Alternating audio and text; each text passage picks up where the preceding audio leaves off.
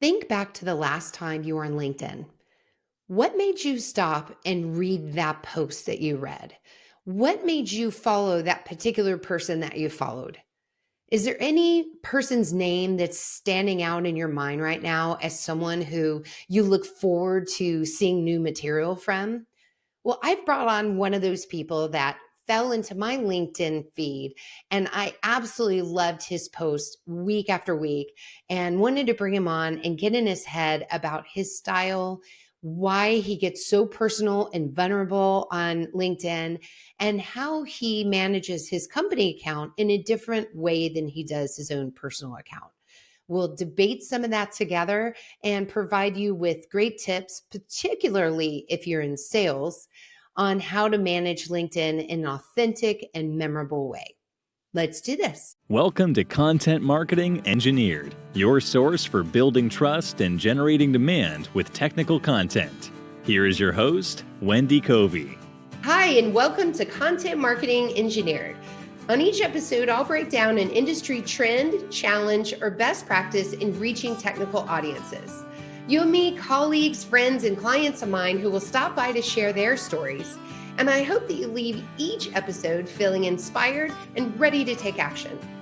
Before we jump in, I'd like to give a brief shout out to my agency, True Marketing. True is a full-service agency located in beautiful Austin, Texas, serving highly technical companies. For more information, visit truemarketing.com. And now, on with our podcast. Hey, everyone, and welcome to another episode of Content Marketing Engineered. I'm joined today by Rob Brunson. He's the Vice President of Marketing and Sales for Wallace Electronic Sales. Welcome to the show, Rob. Hello. Thanks for having me. I appreciate it. I'm so excited to have you here. And hey, what's that in the background? I see, is that like a giant stand-up cardboard selfie or what?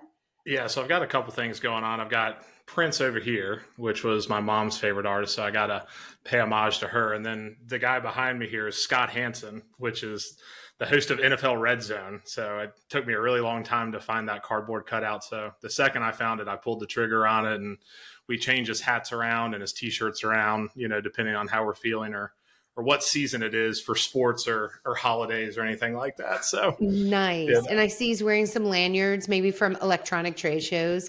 That's right. That's my, in case the IRS ever audits me, they can come in and just look at Scott and I can say, I was actually at these shows. So exactly. Here's the evidence. Yeah. Bring him along. Well, cool. That's right. Well, which team are you excited about right now during football season?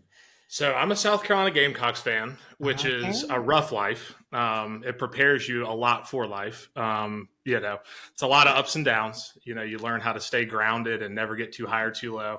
I'm also a Knicks and a Mets fan. So really excited to see the Mets in the NLCS. That's not often you get to watch the Mets in October. And I think the Knicks are going to be pretty good. I'm an avid basketball person. So the Knicks being good is something that I've longed for a very long time. And they were pretty good last year.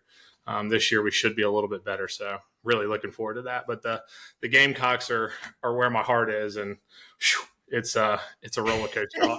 Every weekend it's a roller coaster. I get it with my Aggies. So I do understand. The Gamecocks have never beat the Aggies.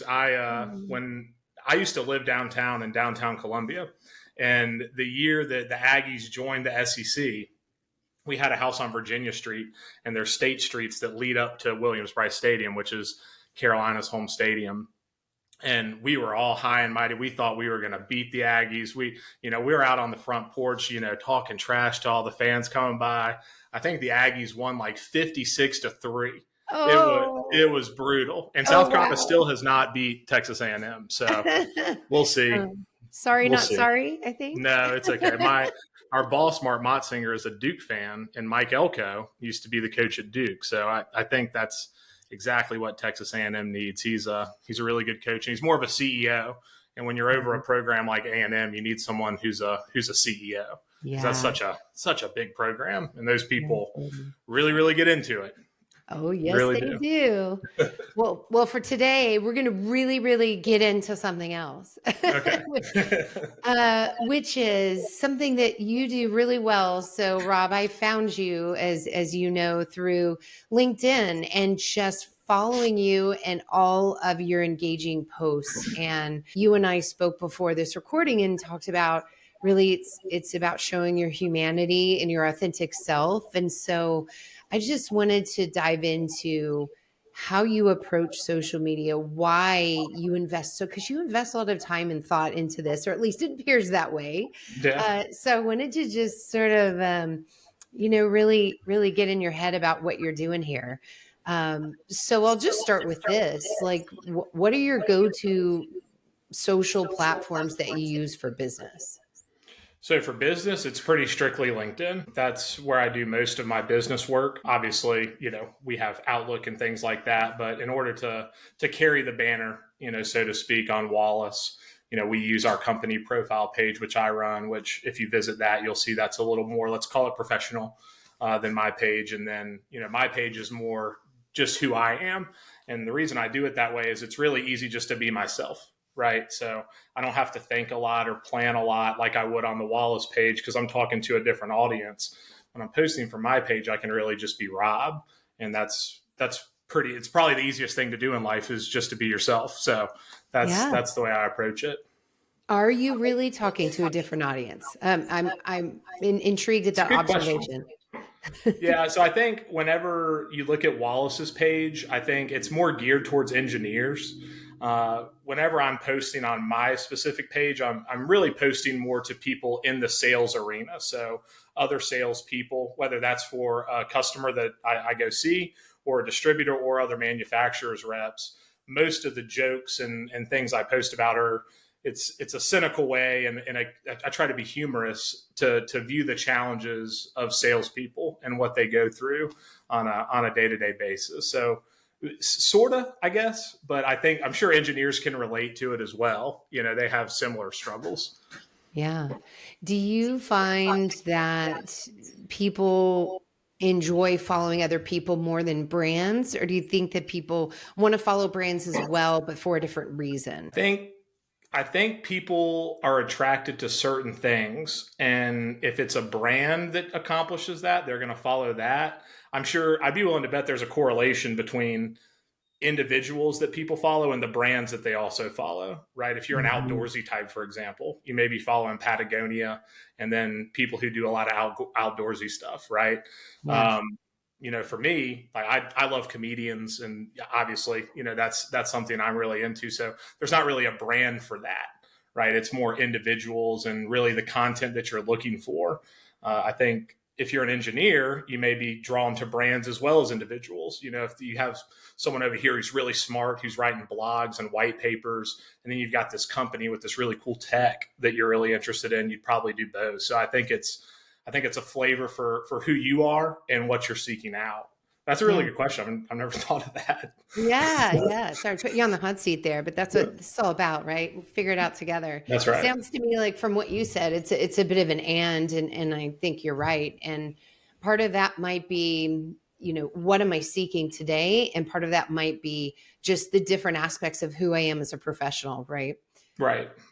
Right. Yeah. And even more so who you are as a person, right? I think you can get away on social media, especially on LinkedIn, following things that, because this, not everything on LinkedIn is business, right? So things are going to pop up on your timeline, and that algorithm knows what you're interested in, by what you're spending time on. So I think you're 100% right. So when you're specifically thinking about what to post on LinkedIn, you mentioned you manage the company and then your own personal one. So Mhm. when you develop a post, and you can pick either side of those, what is your mindset? Do you have a specific framework that you use, or a specific goal that day, or is it whatever's top of mind? Like, what's your process? Yeah, so for the company page, our entire marketing strategy is centered around this phrase called "Show me that you know me." Right. So whenever we develop some kind of content, whether it's for a switch or a relay through CIT or a polycarbonate enclosure, we want to talk to a specific segment of people. Right. I think about it like Domino's Pizza. It's really easy for Domino's to send every single person in America, "Hey, get this medium two topping pizza for $7.99." You can send that to everyone's inbox every single day, and eventually it's going to hit. from our perspective, you need to talk to marine people a little bit different than you need to talk to control and automation people. So whenever we build our post out, we really try to tailor to something very specific and say, hey, have you thought about a switch for this application in the marine world? And then what we'll do is we'll usually do a series of 5 or 6 posts relating to that and kind of build on, hey, here's how you can integrate that into your application. So then, if we do have a marine engineer following, that's more relatable to him. The next day, you may have a control and automation or robotics engineer who says, ooh, this is more relatable to me. So we try to, filter through a lot of content, but each piece of content that we make, we try to make highly specific to a certain application or industry. And that's the way we view it from our company perspective. From my personal page, usually I'll be on Twitter or watching TV or something, and something will pop up on my screen and I'll say, God, that's pretty relatable. I can turn that into some sort of a meme about sales or the things that we go through on a day-to-day basis that people can relate to. And it's really just top of mind. I'll usually sit on it for a few days to make sure it's not going to offend anybody. And then once I'm good, I'll post it unless it's very current. If it's very current, I'll try to get it out immediately. If it's something I feel like I can keep in my back pocket and think about it for 2 days, I'll do that. When you mentioned something very current, it reminds me of one of your recent posts with that pygmy hippo that was just going viral. Mudang. Yes. And what did you say? I'm trying to remember what you said about the hippo. It was so awesome. I think it was when you send an email to a prospect and it says, I hope this email finds you well. That's right. And most people don't want to be found. I think that it makes you a more relatable salesperson to people on the receiving end of your pitches too, to know that you're very self-deprecating and aware of how sales can come across. And I'm sure it makes them more open to speaking with you because you've already, acknowledged that. Well, that's right. And, for me too, it's half of the battle, maybe even more than half with sales is getting to know each other, right? It's a relationship. So if I can bridge the gap in any way online, when I reach out to someone for the first time or we meet for the first time, they tend to have a better idea of who I am, which I believe makes them more comfortable naturally. I'm not some stranger who's reaching out. They've seen my posts. They kind of get my personality a little bit. So then when we meet in person, they're not really surprised when I start, talking to them and things like that. So it's really, it works in a way to bridge the gap in building that relationship. Yeah, I could see that. Do you ever have that where you talk to someone for the first time and they reference one of your posts like I just did? Does that happen to you very often? I get 2 things. It's you're taller than I thought you were, and then you actually are kind of funny. So those are the 2 things I get more than anything when I meet someone for the first time. It's like, yeah, you're actually pretty funny. And then, God, you're way taller than I thought you were. And those are the 2 things I get. How tall are you, Rob? I'm about 6'6". Okay. I bet you do get that a lot. Yeah. Wasn't COVID a funny time? Like we hired 2 staffers that, during COVID, and then we met them, same thing. Like, wow, you're really tall. I'm 5'9". You're taller than me. Whoa. That's right. Yeah. So my pictures with my wife's very tall. So I don't look as tall as I actually am. Wow. And I slouch a little bit sometimes. So whatever. Well, another thing I noticed with your personal posts is you throw grammar rules out the window. What's that about? I don't know, actually. It's one of those things where I started typing in all lowercase and I just was like, I like the way that looks aesthetically.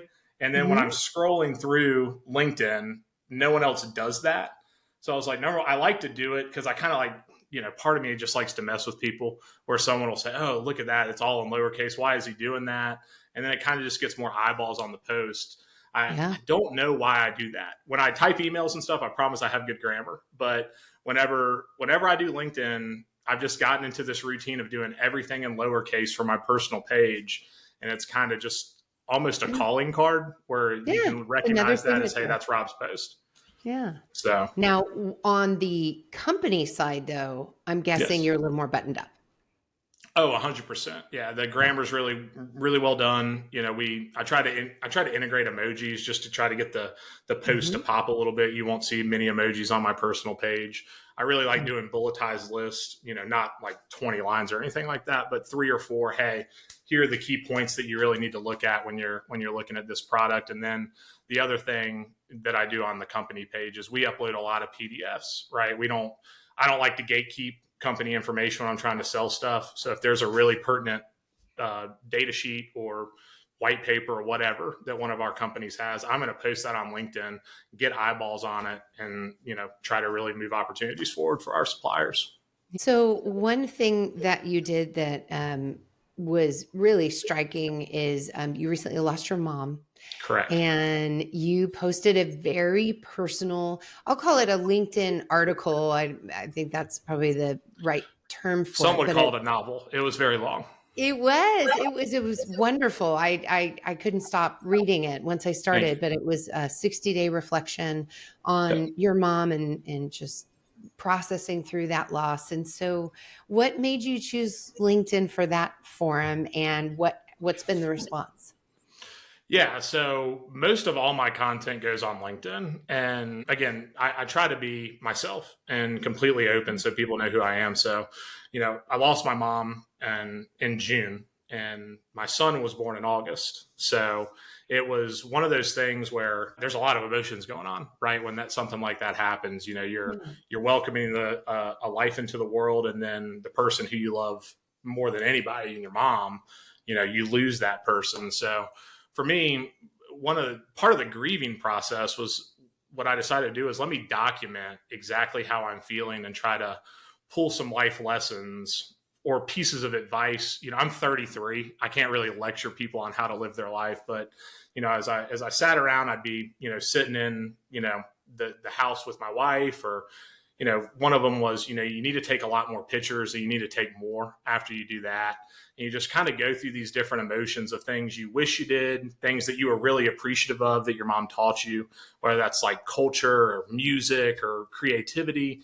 And I really just tried to document that stuff. And the hope was that someone else would read it who was going through something, whether it was losing a parent, something really difficult in their life. Maybe they've lost their job. Maybe they're going through a really tough breakup, anything that humans go through.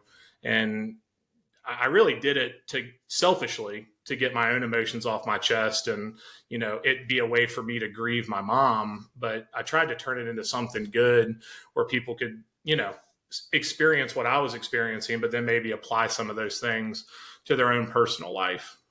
So Yeah. it took me a while, and it was just stream of consciousness, right? So I had a draft open on LinkedIn.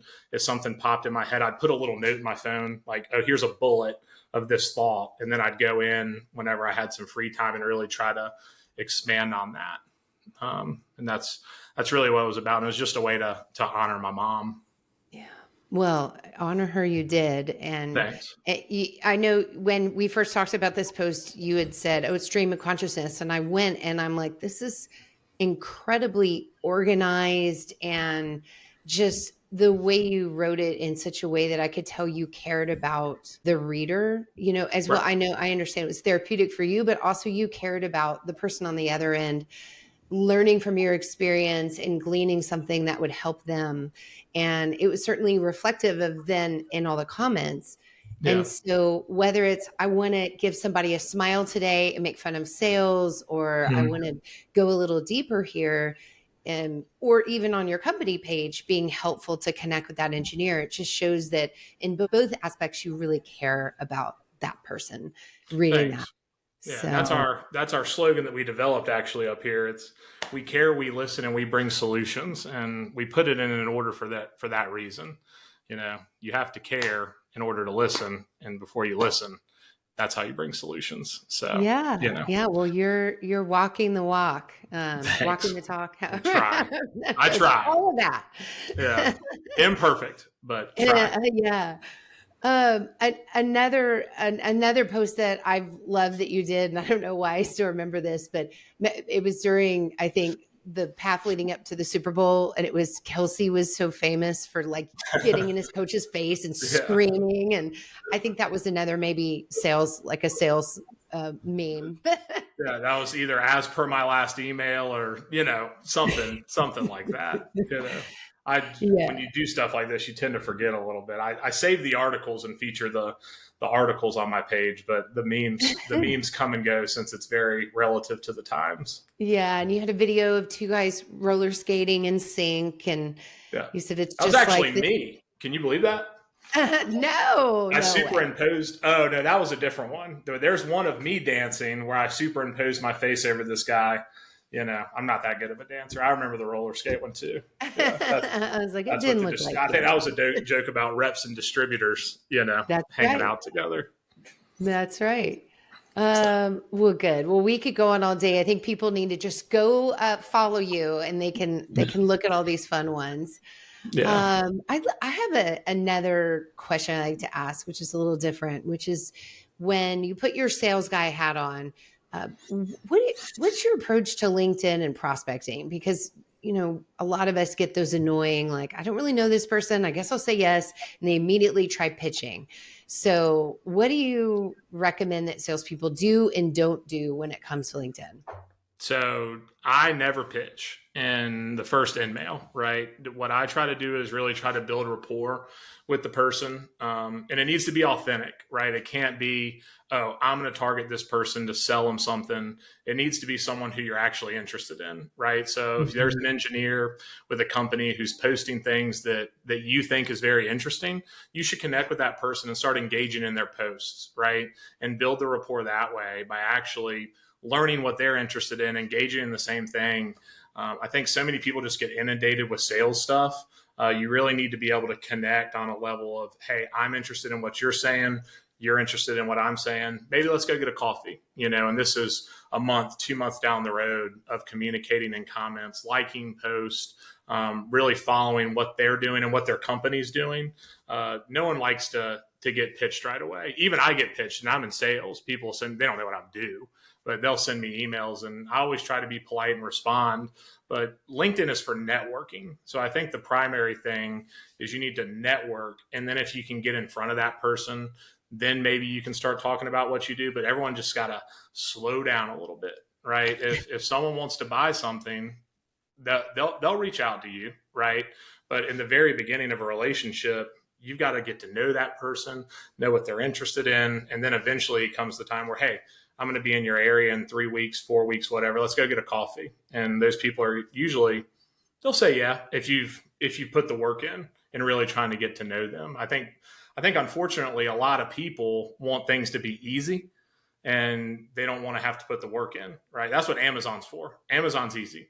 Everything else is, you got to take the time, slow down, really nurture the relationship. And then it gets to the point where you can build that relationship in person.